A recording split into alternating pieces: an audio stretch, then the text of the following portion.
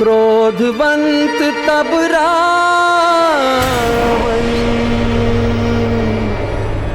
लीन्हि सी रथ बैठाई। चला गगन पथ आतुर, भय रथ हाँकी न जाए। मसक समान रूप कपिधरी, लंकहि चले सुमिरी नरहरि। नाम लंकिनी एक निशिचरी।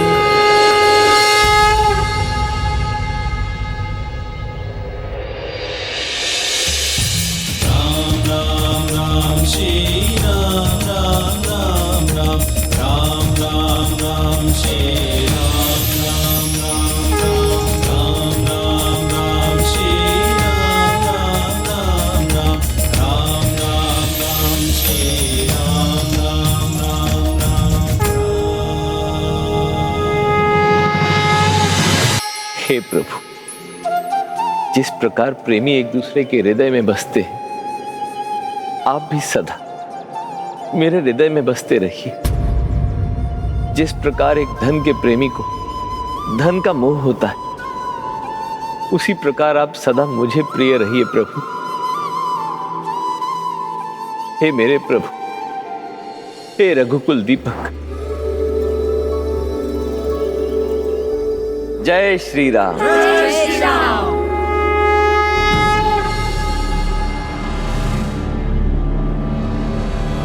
प्रभु श्री राम की कथा लिखते समय तुलसीदास जी प्रभु में ऐसे लीन हुए कि वो जिस भी कांड की रचना करते उसी भाव में खो जाते। बाल कांड में प्रभु की बाल लीलाओं से अभिभूत हुए, तो अयोध्या कांड और अरण्य कांड में प्रभु की पीड़ा से द्रवित हुए, और फिर अंतिम 2 कांड में उन्हें प्रभु के मान सम्मान का परिचय मिला। किंतु अब वो जो लिखने जा रहे थे, उसे लिखने के लिए ना तो उनका मन मान रहा था और ना ही वो उनकी लेखनी को स्वीकार था। अब ऐसा वो क्या लिखने जा रहे थे गजानन? कुछ अंतिम पंक्तियां।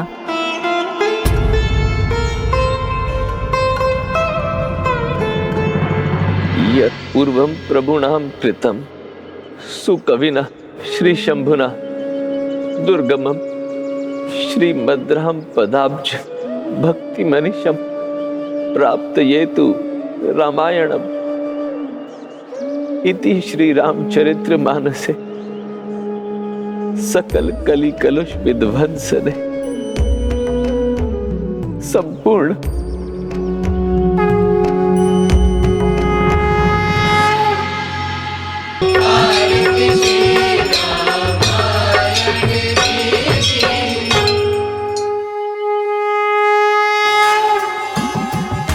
जय हो श्री राम लखन जान की। जय बोलो श्री राम लखन जान की।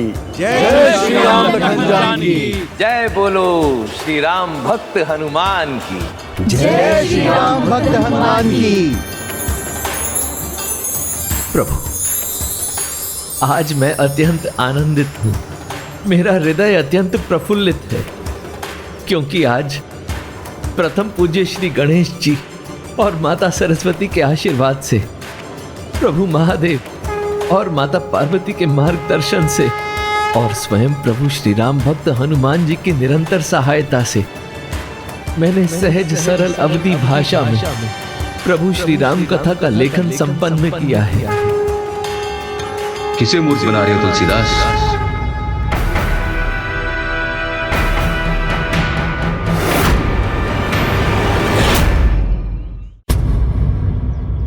अपने आप को या इन निर्दोष लोगों को? नहीं ज्ञानदत्त जी, मैं मूर्ख बनाने का व्यापार नहीं करता। मैंने वास्तव में अवधि भाषा में 7 कांडों और 84 प्रसंगों में प्रभु श्री राम की कथा का लेखन संपन्न किया है। अच्छा, 84 प्रसंग? हाँ, इस ग्रंथ में 4608 चौपाइयां, 27 श्लोक हैं, 1074 दोहे 207 सोरठ हैं और 86 छंद हैं।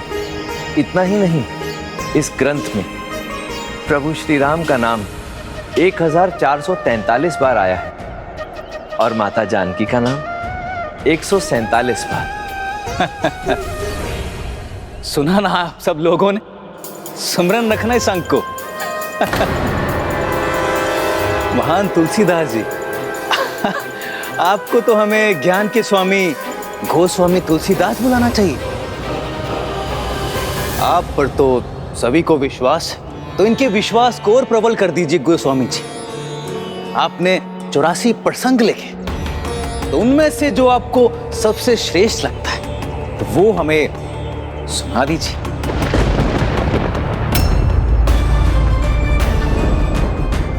इन पृष्ठों पे शीर्षकों के अलावा कुछ तो लिखा होगा आपने, तो एक सुना दीजिए हमें, हम भी तो आपके ज्ञान का लाभ उठाएं।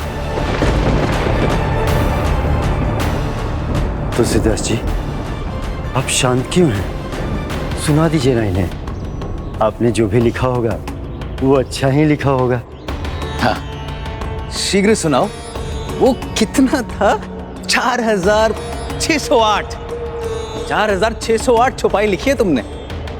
उनमें से एक भी प्रशंसा योग्य हुई तो मैं यहां काशी से चला जाऊंगा और फिर अपना मुख कभी किसी को नहीं दिखाऊंगा।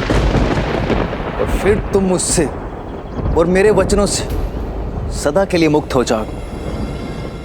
तुम्हारे कार्य के बीच में कभी बाधा नहीं बनूंगा, वचन देता हूं।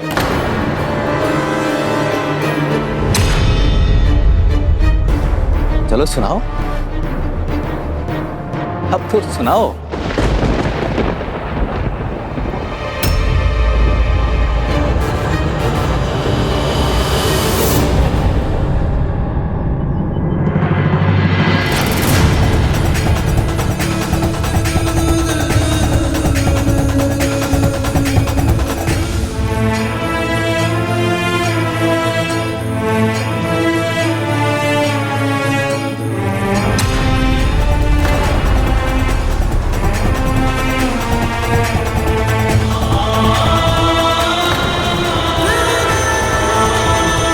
तुलसीदास जी, आप ये क्या कर रहे हैं? आप इन्हें प्रभु श्री राम कथा का कोई भाग सुना क्यों नहीं देते? सत्य का सामना कठिन होता है श्रीकांत, तुम भी ये सत्य जान लो। ये ढोंगी महाराज, अन्यथा कुछ सुनाने के लिए होता तो मेरे इतने कहने पर कुछ तो सुना ही देते। तुलसीदास जी, आपने प्रभु श्री राम कथा इसलिए लिखी है ना कि सरल भाषा में प्रभु श्री राम कथा पढ़कर आमजन उनके जीवन से प्रेरणा ले सके, तो फिर इतना संकोच क्यों? महान कार्य के लिए महान प्रतिभा की, महान प्रेरणा की आवश्यकता होती है, जो सब में नहीं होती। और तुम्हारे इस तुलसीदास में तो कदापि ही नहीं। ज्ञानदत्त, मैंने तो केवल अपने प्रभु श्री राम को ही समझने का प्रयास किया, क्योंकि वही मेरी प्रेरणा है, वही मेरी प्रतिभा भी। उसके पश्चात सब कुछ अत्यंत सरल होता चला गया। मैं आपकी बात मान रहा हूं तुलसीदास जी, फिर आप एक प्रसंग, एक दोहा, एक चौपाई सुनाने से पीछे क्यों मुड़ रहे हैं? अरे सुनाइए ना तुलसीदास जी। मैं पीछे नहीं हट रहा, अपितु आगे बढ़ रहा हूं। मैं अपने द्वारा लिखित प्रभु श्री राम कथा आप सबको अवश्य सुनाऊंगा, परंतु आप सबसे पूर्व ये राम कथा मैं उन्हें सुनाना चाहता हूं जिनके आशीर्वाद से, जिनके मार्गदर्शन से, जिनकी प्रेरणा से ये महान कार्य संभव हो पाया। जगत पिता महादेव और माता पार्वती।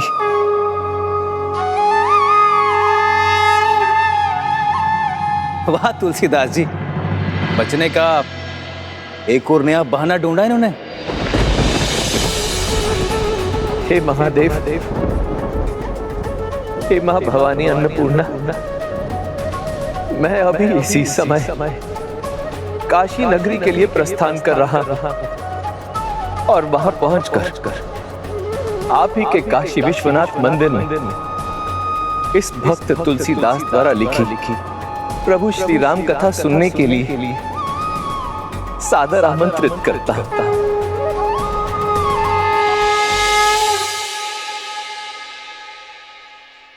हे भक्त शिरोमणि प्रभु हनुमान जी, आप तो इस पूरे समय में मेरे साथ रहे, मेरी सहायता की। मैं प्रभु श्री राम कथा के प्रथम पाठ के लिए आपको भी सविनय आमंत्रित करता हूं।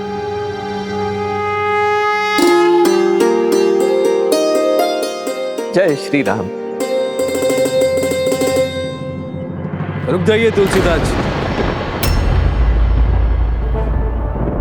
यदि यह सत्य नहीं, यदि इसमें आपका कोई शल नहीं, यदि वास्तव में आप ये तथाकथित महाकाव्य प्रभु विश्वनाथ महादेव को सुनाने जा रहे हैं, तो उनसे कहिएगा कि अपनी प्रतिक्रिया लिखकर व्यक्त करें, ताकि हम सभी को भी पता चले कि तुलसी की राम कथा को लेकर उनके क्या विचार।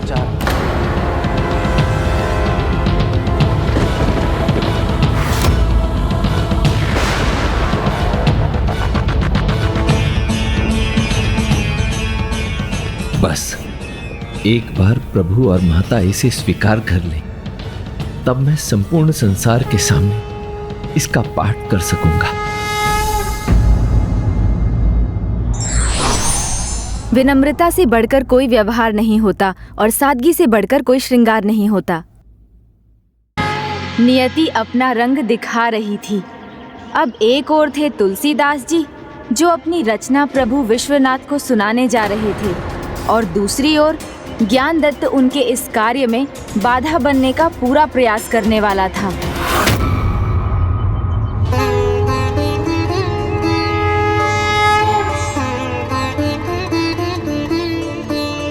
देखिए, यही है वो डोंगी जिसकी चर्चा मैंने आप सबसे की थी। इनका ही दावा है कि इन्होंने संपूर्ण रामायण अवधि में लिखी। ज्ञानदत्त महोदय, यदि मैंने ऐसा किया है तो इसमें कुछ बुराई तो नहीं। देव भाषा संस्कृत का तिरस्कार है ये। सभी धर्म ग्रंथ, भगवान की कथाएं सब संस्कृत में लिखी जाती रही, और ऐसा ही होना चाहिए। संस्कृत भाषा का सम्मान मैं भी करता हूँ। मैंने संस्कृत की विधिवत शिक्षा भी ली। प्रभु अपने भक्तों से भाषा से नहीं, उनकी भक्ति के कारण जुड़ते हैं। इसीलिए प्रभु के प्रति अपनी श्रद्धा, भक्ति, आस्था, निष्ठा किसी भी भाषा में व्यक्त की जा सकती है। उसी प्रकार प्रभु का पाठ भी किसी भी भाषा में किया जा सकता है। देखा, मैंने कहा था ना, हमें उलझा रहा है अपने शब्दों के जाल में, किंतु हमें किसी व्यवस्था में इसे ये पुस्तक लेकर विश्वनाथ जी के मंदिर में नहीं जाने देना चाहिए। भगवान के लिए उनके सभी भक्त उनकी संतानों के समान होते हैं, और भगवान के दर्शन पर सभी संतानों का बराबर अधिकार होता है। और मैंने तो अपने इस ग्रंथ के कथा वाचन के लिए स्वयं प्रभु को आमंत्रित भी कर लिया है। केवल जगत पिता महादेव और माता पार्वती ही नहीं आ रहे, अपितु स्वयं प्रभु श्री राम भक्त हनुमान जी भी आ रहे हैं। मैंने उन्हें भी आमंत्रित किया है। वो भी मेरी कथा का पाठ सुनने के लिए आने वाले हैं। देखा आपने, कितनी सहजता से जगत पिता और जगत माता का नाम लेकर हमें प्रभावित करना चाहते हैं। जगत माता और जगत पिता के पास इतना समय है क्या जो इनकी रचना सुनने आएंगे? और वो भी अकेले नहीं, हनुमान जी को साथ लेकर आएंगे। बिना मेरी रचना को पढ़े, बिना उसे सुने आप उसे इस प्रकार नकार क्यों रहे हैं? हे ज्ञानी सज्जनों, यदि आपको उपहास ही उड़ाना है तो मेरा उड़ा लीजिए, परंतु मैं आपसे विनती करता हूं कि प्रभु श्री राम कथा का अपमान मत कीजिए। उपहास हम नहीं, उपहास तुम स्वयं कर रहे हो। अभी भी समय है, जैसे आए थे वैसे लौट जाओ। महादेव को एक कथा सुनाने का विचार छोड़ दो। तुम्हारी इस कथा को यहाँ कोई मान्यता नहीं देगा। कोई मनुष्य नहीं? यदि स्वयं प्रभु विश्वनाथ इस रचना को मान्यता दें तो?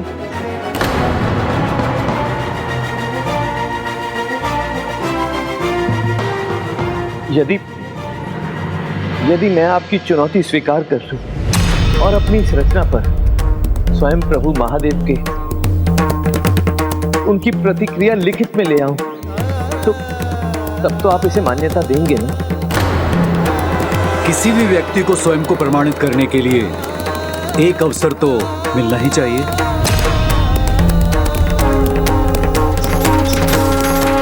उचित है, हम इन सज्जन को एक अवसर देते हैं। ठीक है महाशय जी, आप जाइए, भीतर जाइए। हम भी तो देखें आप कैसे स्वयं महादेव से अपने इस काव्य पर कुछ लिखवा कर लाएंगे।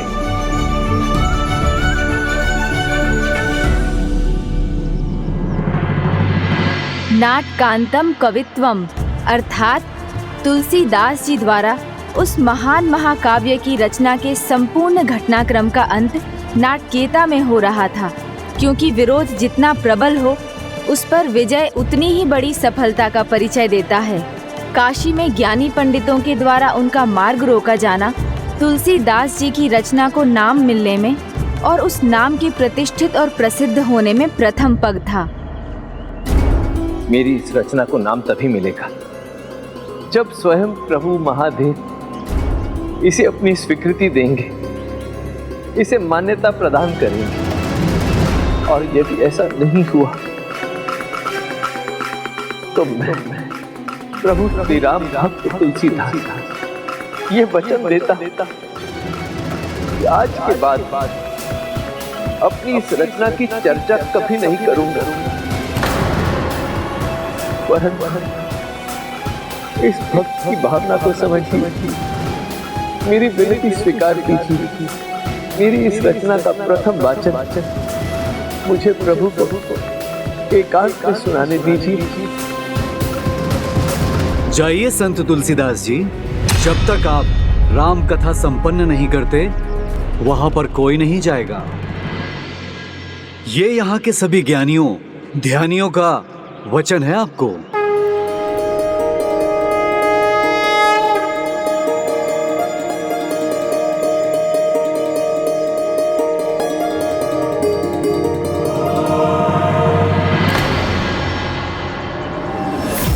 गुरुदेव, ये नहीं होना चाहिए था।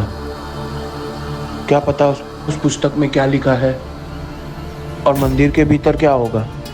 यह पता करने का कोई उपाय नहीं है। ये जो भी कहेंगे सभी वही मानेंगे ना। गुरुदेव, मुझे तो इसमें से षड्यंत्र की गंध आ रही है। षड्यंत्र है, तुम्हें उसका प्रमाण लाना होगा। इस संत तुलसीदास के सत्य का पता तुम्हें करना होगा, समझे?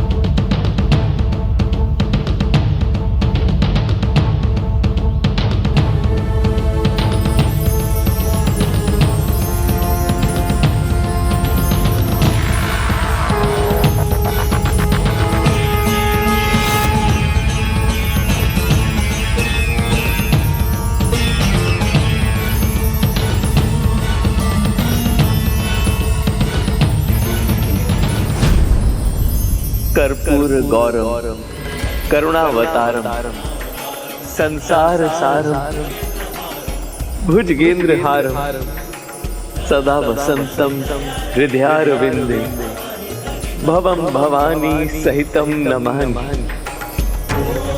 हे प्रभु, हे माता अन्नपूर्णा भवानी, मेरा प्रणाम स्वीकार करें और मुझे क्षमा करें कि मैंने आपको प्रतीक्षा कर क्षमा नहीं।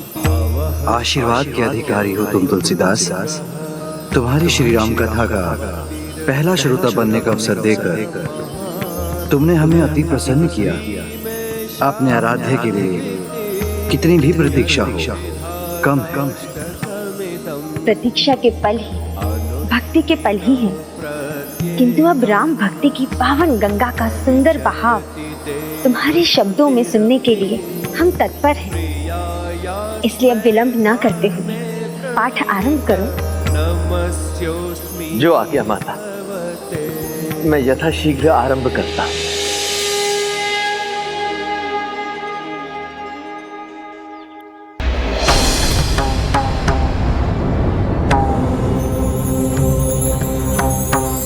प्रभु, माता। ये क्या तुलसीदास, तुम खड़े क्यों हो गए? आप और प्रभु मेरे सामने इस प्रकार धरती पर आसन लगाकर बैठे और मैं। तुलसीदास, व्यक्ति का कर्म और कर्तव्य उसे उसका स्थान देता है। अभी तुम एक संत हो, कथावाचक हो, और हम श्रोता, और प्रभु भक्त श्रोताओं का स्थान यही होता है।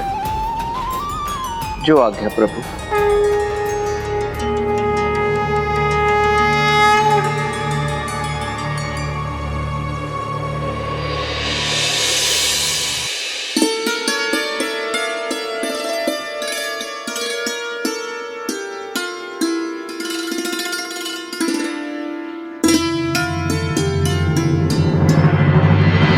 क्या हुआ तुलसीदास, किसी और की भी प्रतीक्षा है क्या?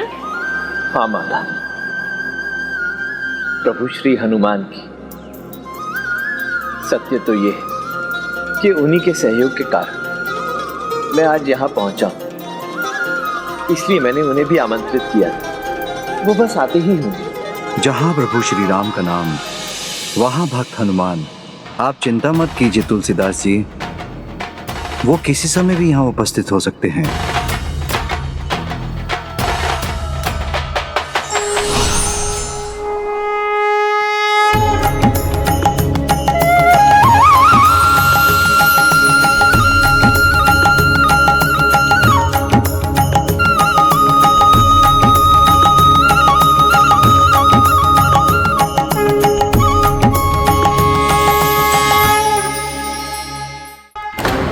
और वो वृद्ध ब्राह्मण महानुभव जो तुलसीदास का समर्थन कर रहे थे, वो कहाँ चले गए? बालकांड।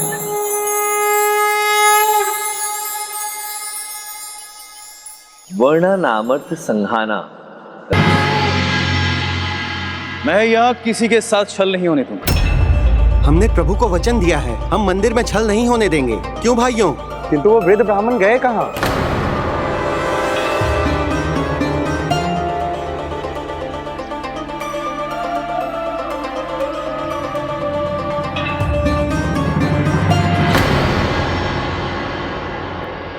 अरण्य कांड। सादर शिव एहि विधि राम सबु ही समझावा, गुरु पद पदुम हरिषि सिर नाम, गणपति गौरी गिरि सुमनाई, चले आशीष पाए रघुराय। करम कथा हरिपद धरि सीसा।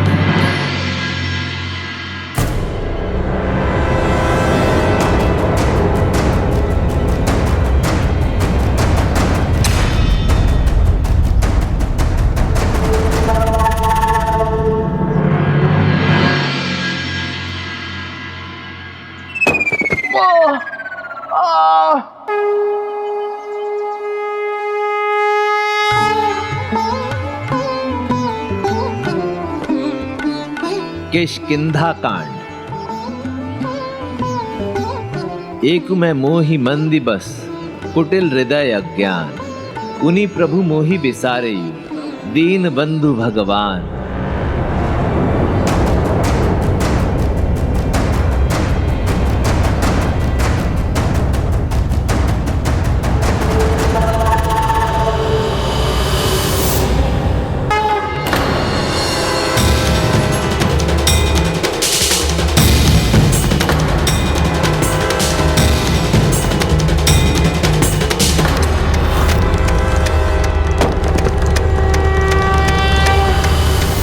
कली कलुष विध्वंस ने संपूर्ण वही नाई अब माथा वर्णम विसद राम गुण गाथा। जय हो श्री राम लखन जानकी।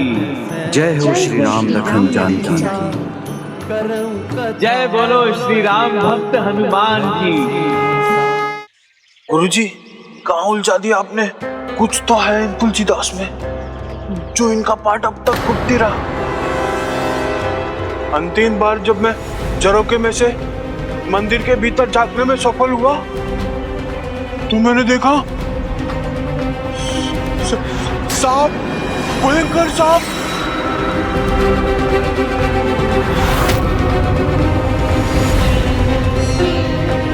किंतु हमने तो उन्हें एकांत में प्रभु और माता को उनकी रचना सुनाने की अनुमति दी। तुम वहां गए ही क्यों? उस शल्य के विरुद्ध प्रमाण के लिए। ये उसी का प्रमाण है। कोई बड़ा भयंकर षड्यंत्र रचा है उसने, तभी मेरे शिष्य के साथ ऐसा हुआ। हम सभी अपना यहाँ समय व्यर्थ कर रहे, हमें भीतर चल के देखना चाहिए। ज्ञान और कविता का कैसा अद्भुत मेल है, ये आज तुमने प्रमाणित कर दिया। भक्ति भाव से ओतप्रोत, इतनी सुंदर, ऐसे अद्भुत कवित्व से भरी रचना, इतनी सरल भाषा में प्रभु श्री राम का चरित्र अद्भुत, अतुलनीय है। इसका एक एक शब्द एक साथ पिरोया गया है कि श्री रामचंद्र मानस गाथा अमृत कुंड के समान प्रतीत हो रही है। इसलिए इसका नाम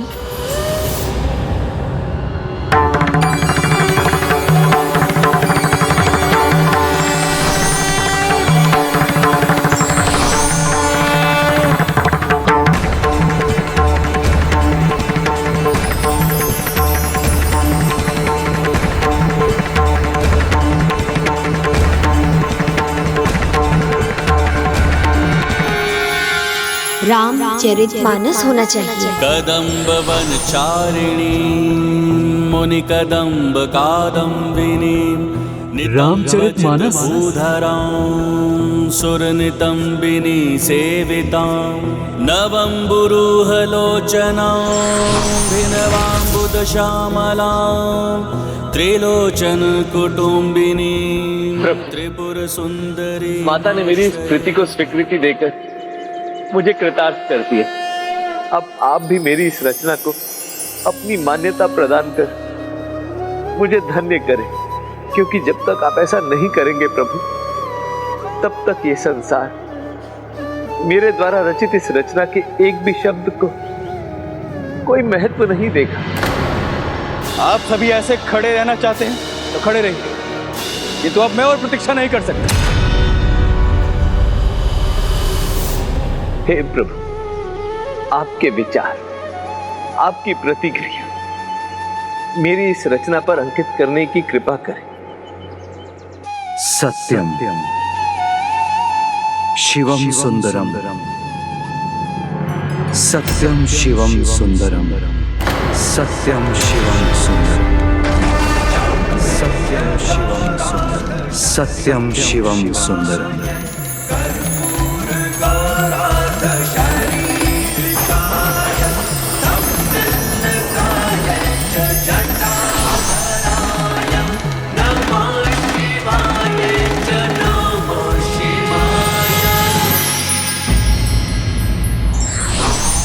जहाँ प्रयास की ऊंचाई अधिक होती है, वहाँ भाग्य को भी झुकना पड़ता है।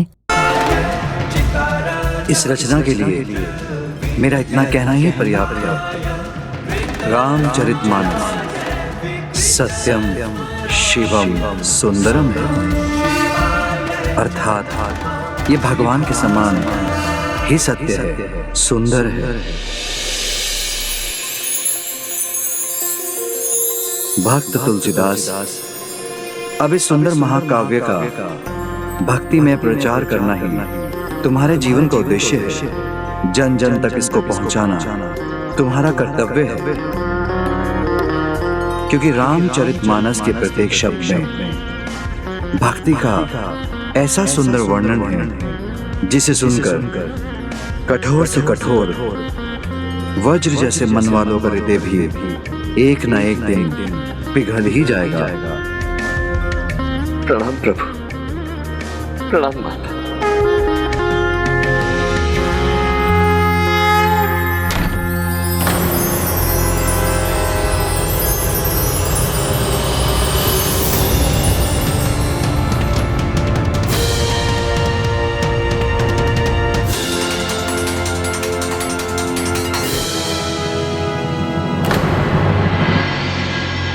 आपने ही कहा था ना कि मैं अपनी इस रचना पर प्रभु महादेव की प्रतिक्रिया लिखित में लेकर तो ये देखिए, स्वयं प्रभु ने इस पर लिखा है, सत्यम शिवम सुंदर, सत्यम शिवम असंभव। महादेव के इन हस्ताक्षर के पश्चात अब तो आप इस बात को मानेंगे ना कि मेरे द्वारा लिखित ये प्रभु श्री राम की महागाथा सरल है, सुंदर है, सहज है। अब तो आप लोग भी इसे अपनी मान्यता देंगे ना, इसे अपनी स्वीकृति प्रदान करेंगे ना। अब आपने प्रभु महादेव से उनके हस्ताक्षर पा ही लिए, तो आप अब ये चाहते होंगे कि हम इस तुलसीकृत रामायण का प्रचार करें। भोलेनाथ का नाम लेकर भोला बनने का प्रयास कर रहे हैं आप चाहते हैं हम इस तथाकथित महाकाव्य का प्रचार करें, आपकी प्रतिष्ठा को बढ़ाएं। ढोंगी कितना भी ढोंग कर ले, लेकिन उसका ढोंग एक दिन उजागर हो ही जाता है। मैं ढोंग नहीं कर रहा ज्ञानदत्त जी, मैं सत्य कह रहा हूँ। ये प्रभु महादेव ने ही लिखा है। हाँ, ये आकाशवाणी तो हमने सुनी थी, स्वयं प्रभु के स्वर में। आपको कैसे पता वो स्वयं प्रभु के स्वर थे? संभव है वो स्वर उस ब्राह्मण का है जो तुलसीदास जी का साथ देते थकते नहीं थे। हाँ, सही कहा तुमने। तो वृद्ध ब्राह्मण कहीं दिख भी तो नहीं रहे। मैं असत्य नहीं कह रहा, आप लोग मेरा विश्वास क्यों नहीं करते? हमें कैसे पता? जिसे तुम महादेव का हस्ताक्षर कह रहे हो वो पहले से लिख कर नहीं रखा तुमने? मैंने इसे भीतर आने के बाद नहीं लिखा, मेरा विश्वास कीजिए। कर लेंगे, विश्वास भी कर लेंगे। तुम पहले प्रमाणित तो करो। प्रमाणित? कैसे? क्यों तुलसीदास जी? नहीं, वो संत तुलसीदास जी। क्या हुआ? कोई प्रमाण नहीं है ना आपके पास? तब तो यही प्रमाणित हुआ ना कि ये सब तुम्हारा षड्यंत्र था। जिसने जो भी तुमने लिखा है उसे श्रेष्ठ मान ले हम, जिससे तुम्हें और इस तुलसी रामायण को प्रसिद्धि मिल जाए। तुलसी रामायण नहीं, तुलसी रामायण नहीं, ये तुलसीदास तो केवल प्रभु श्री राम का एक तुच्छ भक्त मात्र है। इस ग्रंथ का नाम तो केवल वही होगा जो इसे स्वयं माता पार्वती ने दिया। रामचरितमानस, रामचरितमानस। आप लोग मुझे गलत समझ रहे हैं। मैं अपने नाम का प्रचार कदापि नहीं चाहता। मैं तो केवल प्रभु श्री राम के नाम का प्रचार चाहता हूं। आप सबकी दृष्टि में प्रभु महादेव द्वारा लिखे गए इन शब्दों का कोई मोल नहीं होगा, परंतु मेरे लिए यह अनमोल है। यह सत्य है और यह सत्य मेरे प्रभु जानते हैं, देवाधिदेव महादेव जानते हैं और माता पार्वती जानती है। और इसीलिए मेरा विश्वास अटूट, अडिग। कल प्रातःकाल सूर्योदय होने के साथ ही मैं श्री राम भक्त तुलसीदास प्रभु के इस महान ग्रंथ श्री रामचरितमानस का पाठ आरंभ करूंगा। आप सब भले ही मुझ पर विश्वास ना करते, परंतु प्रभु श्री राम पर तो विश्वास करते हैं, महादेव पर तो विश्वास करते हैं, सत्यम शिवम सुंदरम पर तो विश्वास करते हैं।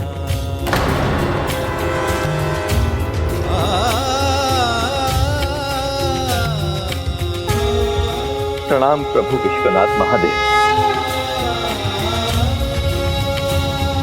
आप सभी को भी प्रणाम। जय श्री राम। जय श्री राम, जय श्री राम, जय श्री राम, जय श्री राम, जय श्री राम। जो सर्वोच्च है, जगत पिता और जगत माता है, जो बुद्धि, कला और ज्ञान के स्रोत हैं, उन प्रभु शिव शंकर प्रभु और माता पार्वती ने संत तुलसीदास जी की रचना को स्वीकार किया, उन्हें मान्यता दी, उसे रामचरितमानस नाम दिया, किंतु ज्ञान दत्त का ज्ञान उसे सच स्वीकार करने में समर्थ न बना सका। जहाँ ज्ञान के प्रकाश पर बाधा हो, वहाँ अज्ञानता का ग्रहण लगा ही रहता है। यदि हमारे नेत्र बंद हों, तो दिन में भी अंधकार ही दिखाई देता है। वही ज्ञान दत्त के साथ हो रहा था। और फिर द्विशंति मंदाश्चरितम महात्मनाम, अर्थात जो पुरानी परंपरा को तजकर नई दिशाओं और नए मार्ग पर चलते हैं, उन महापुरुषों को सदा आरंभ में अज्ञानियों का तिरस्कार सहना पड़ता है। जो भक्ति में, कल्पना में श्रेष्ठ थे, उन पर भला इस तिरस्कार का क्या प्रभाव पड़ने जा रहा था? वो तो प्रशंसा और भत्सरना दोनों से परे थे।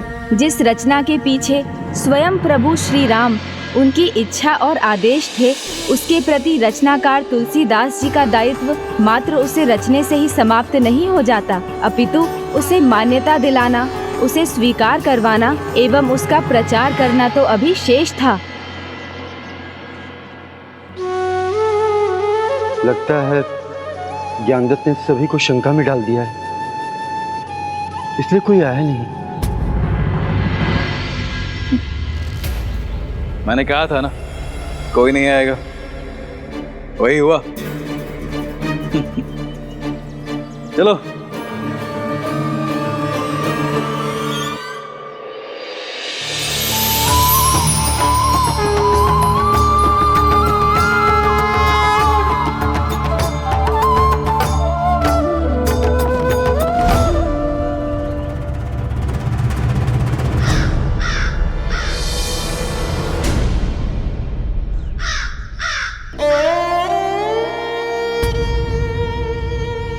किसी नए कार्य के आरंभ में चुनौतियों का सामना तो करना ही पड़ता है। मैं स्वयं यहाँ हूँ, ये काग है, ये संपूर्ण प्रकृति है, ये कम है क्या?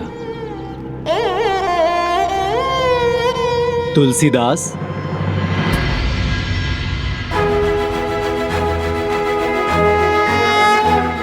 जब ऋषि श्रेष्ठ सुत जी ने पहली बार भागवत सुनाई थी तो एक ही श्रोता थे, परीक्षित, और अब आप देखिए संपूर्ण संसार भागवत से परिचित है। यहाँ तो फिर भी 3 की संख्या में श्रोता उपलब्ध हैं। जब भी कोई नया आरंभ होता है तो उसे विरोध का सामना अवश्य करना होता है, और ये तो मनुष्य का स्वभाव है कि जो परिचित है उससे बढ़कर नए और अपरिचित विचार को स्वीकार करने में मनुष्य को समय लगता है।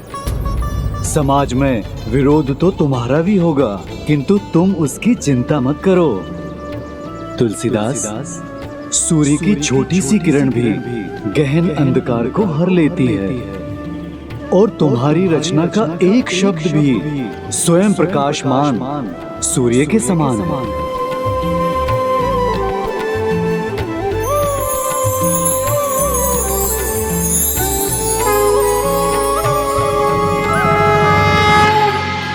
क्या करें, कथा पाठ का समय थोड़ा आगे बढ़ा दें? क्यों मित्र, हम ऐसा क्यों करेंगे? तुलसीदास जी, आप प्रभु श्री राम कथा का पाठ किसके लिए कीजिएगा? अगर कोई आएगा नहीं तो सुनेगा कौन? ऐसा क्यों कहते हो? वो आए हैं ना, और ये काग और स्वयं तुम, मेरे प्रिय मित्र श्रीकांत। और वो वृक्ष भी तो है, ये पौधे, संपूर्ण प्रकृति, और मैं आप सभी के लिए प्रभु श्री राम की कथा का पाठ करूं,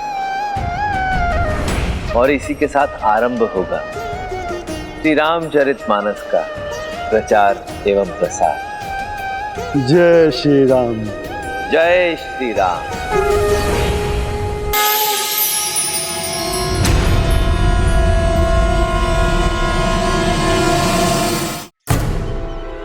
वहां तो भीड़ जुटा ली तुलसीदास जी। हाँ गुरुदेव, अब सब ज्ञानी और सज्जन भी यहाँ पहुंचने लगे। पर वो उसकी राम कथा का आनंद भी ले रहे हैं।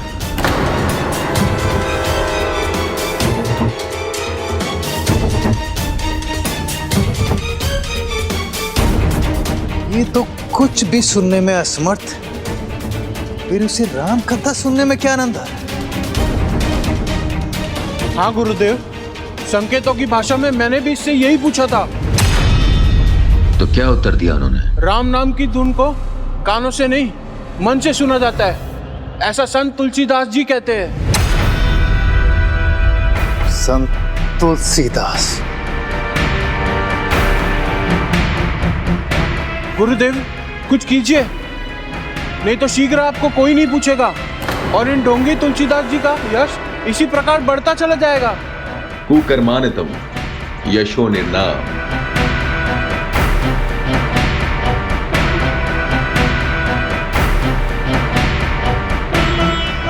अर्थात ऐसा यश तभी तक रहता है जब तक एक भूल ना हो जाए। एक भूल कर तो दे, फिर देखना मैं कैसा दाव चलता हूं। इस तुलसीदास को चारों खाने चित कर दूंगा। ना ये अयोध्या में वास कर पाएगा और ना ही काशी।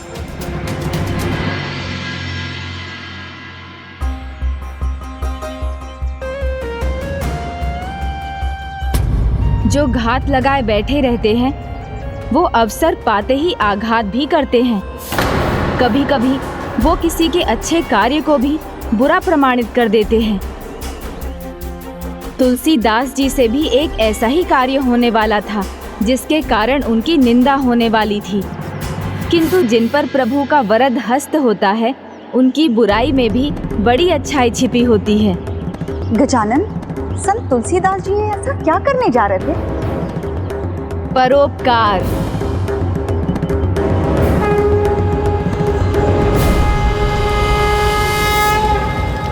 श्री राम श्री राम,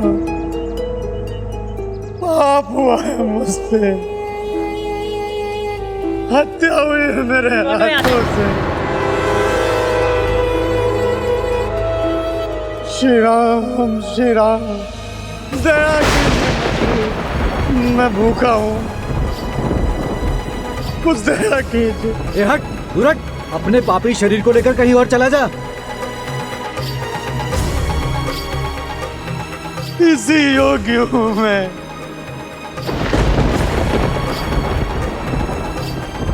इससे भी कठोर दंड मिलना चाहिए मुझ पापी को। चलो रहने दो इसे, यहाँ बड़ा रहने दो, पापी है ये। कठोर से दंड मिलना चाहिए। हमें तो बस दूर रहना चाहिए इससे, पापी है ये, दुष्ट पापी। क्या हो रहा है यहाँ? हे संत महाराज, आप इस पर ध्यान मत दीजिए। रुके तुलसीदास जी। दया व्यक्ति के ऊपर की जाती है जो पात्रता के योग्य होता है। दया धर्म का मूल है, पाप मूल अभिमान। तुलसी दया ना छाड़ी, जब लग घट में प्राण। अर्थात दया सभी धर्मों का मूल है और अहंकार सभी पापों की जड़। किंतु इस घोर पापी के ऊपर दया कैसी? पाप और पुण्य के मध्य भेद करना मेरा स्थान नहीं। मेरे समक्ष मेरे प्रभु ने एक तड़पते हुए प्राणी को भेजा है। वो प्राणी जिसका जीवन अशांत है, दुखों से त्रस्त है, कष्टमय है। अब ऐसे समय यदि इसके प्रति करुणा का भाव दिखाकर मैं इसके जीवन से कष्टों को दूर करने का प्रयास नहीं करूंगा तो मैं स्वयं पाप का भागी बन जाऊंगा।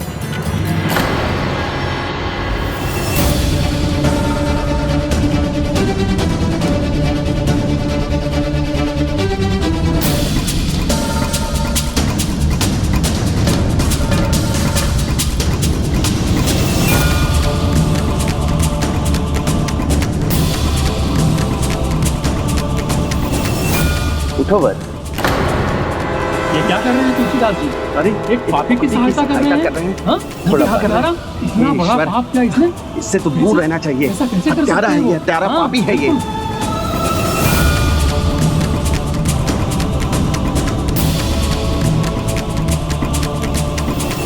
ओहो, जिस मौके की खोज में इतने दिनों से था वो आज मिल ही गया।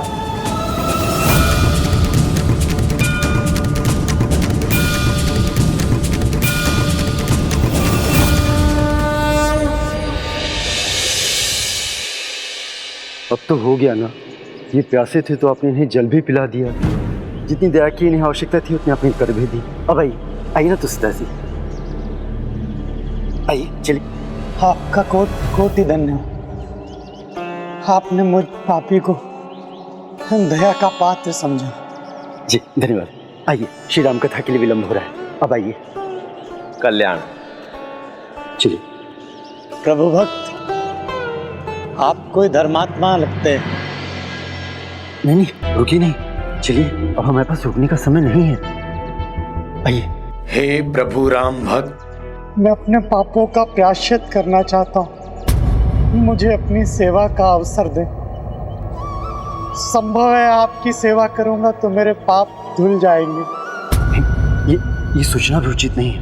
आप आइए मेरे साथ, चलिए। नहीं श्रीकांत, इन्होंने प्रभु श्री राम का नाम लिया है।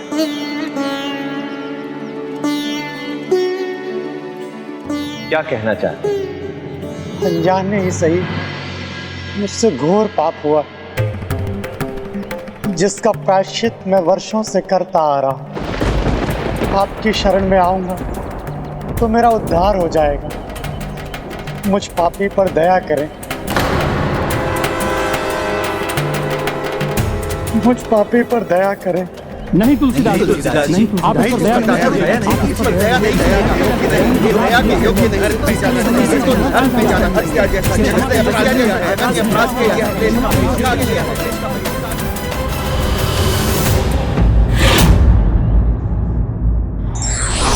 दया और प्रेम से भरे शब्द भले ही छोटे हों, लेकिन उसकी गूंज अनंत है।